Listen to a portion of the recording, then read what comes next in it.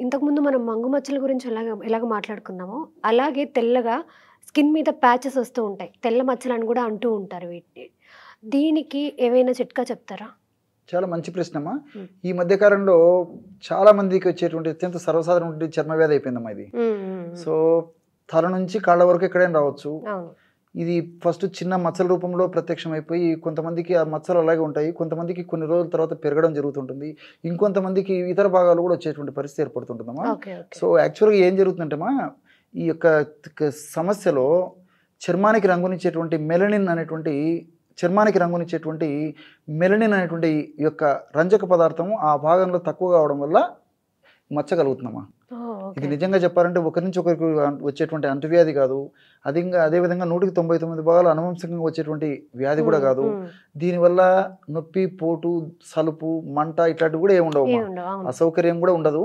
Cosmetic appearance అంటే చూసేదానికి అందవికారంగా ఉండి 10 మందిలోకి పోవడానికి కూడా ఇబ్బంది పడి మానసికమైనటువంటి ఇబ్బంది గురి చేసేటువంటి సమస్య గానీ హ్మ్. వేరే రకమైనటువంటి ఇబ్బందులైతే కలగజేయదమ్మా. 100లో 99% కేసులు ఇదే జరుగుతుంటుంది. ఓకే. సో, మెలనిన్ అనేటువంటి రంజక పదార్థం, రంగునిచ్చేటువంటి పదార్థం తగ్గిపోతుందమ్మా. దీనికి అనేక రకాలైన కారణాలు శాస్త్ర ప్రపంచం, వైద్య ప్రపంచం చెప్తుందమ్మా. హ్మ్. హ్మ్. సో, ఈ మెలనిన్ అనేటువంటి ఈ యొక్క రంజక పదార్థాన్ని ఆ భాగంలో ఎక్కడ తగ్గిపోయిందో ఆ భాగంలో మనం మళ్ళా ఉత్పత్తి చేయగలిగి మిగతా భాగంలో రాకుండా చేయగలిగితే ఆ సమస్య నుంచి చక్కటి పరిష్కారం దొరికినట్లమ్మా. అవును. అవును. దీనికి కేవలం 3 పదార్థాలతో మంచి ఔషధం తయారు చేసుకొని వాడి ప్రయత్నం చేయొచ్చుమా. హ్మ్. చాలా మందికి చాలా చక్కటి ఫలితాన్ని ఇచ్చేటువంటి ఔషధాన్ని వాళ్ళ తగ్గ ఔషధాన్ని చెప్తున్నానమ్మా. ఓకే. కొన్ని ఓకే. ఔషధాలు ఏంటంటే రసవిష పాషాణాలతో కూడినటువంటి కొన్ని ఔషధాలు ఉన్నాయమ్మా. పాదరసము, గంధకము, అవును. అదేవిధంగా తాళకము ఇలాంటి ఔషధాలు ఉన్నాయమ్మా.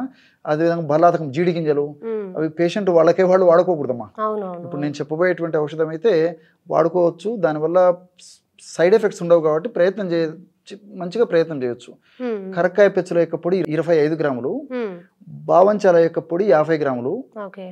నల్ల నువ్వులను వేయించి చేసినటువంటి పొడి 50 గ్రాములు. ఓకే. కరక్కాయ పెచ్చుల యొక్క పొడి 25 గ్రాములు, హ్మ్. బావంచాల పొడి 50 గ్రాములు, నల్ల నువ్వులను వేయించి చేసినటువంటి పొడి 50 గ్రాములు. హ్మ్. ఈ 3 పదార్థాలు బాగా కలిపేసేసామా గాజు సీసాలో నిల్వ ఉంచుకొని రోజు ఉదయం ఒకసారి, రాత్రి ఒకసారి ఆహారానికి ఒక 15 నిమిషాలు లేదా ఒక అరగంట ముందు ఓకే. ఒక 2 గ్రామ్స్ ఏమో ఎక్కువ కూడా అవసరం లేదు. జస్ట్ హ్మ్. 2 గ్రామ్స్ పౌడర్ తీసుకొని తగినంత స్వచ్ఛమైనటువంటి తేనెతో కలిపేసేసి ఉదయం ఒకసారి, రాత్రి ఒకసారి తీసుకోవాలి. తేనె వాడకూడనటువంటి వాళ్ళైతే కాస్త పాలలో కలుపుకొని కూడా తీసుకోవచ్చమ్మా. హ్మ్. మరి పాలు కూడా వాడడం ఏదైనా కొంచెం ఎవరికైనా ఇబ్బంది ఉన్నట్లయితే నీళ్ళతో కూడా తీసుకోవచ్చు. ఎలాగైనా ఓకే. తీసుకోవచ్చమ్మా. ఓకే. ఈ పద్ధతిలో వాడుకోవడం వల్ల నేను చెప్పినట్లే ఈ మెలనిన్ అనేటువంటి యొక్క రంజక పదార్థం ఏదైతే పిగ్మెంట్ ఏదైతే ఉందో ఈ తెల్ల మచ్చలు ఎక్కడైతే తెల్ల మచ్చల సమస్య ఉందో ఆ భాగంలో మెలనిన్ అనేటువంటి పిగ్మెంట్ తయారవుతుందమ్మా. ఓకే. సో, మెలనిన్ పిగ్మెంట్ తయారైపోతే చర్మం నార్మల్ రంగుకి వచ్చేస్తుంది అనమాట. హ్మ్. అదే కాకుండా ఈ యొక్క ఔషధం వాడుకోవడం వల్ల ఏంటంటే దీర్ఘకాలం పాటు వాడుకోవడం వల్ల మిగతా చర్మానికి కూడా హాని కలగకుండా ఉంటుంది.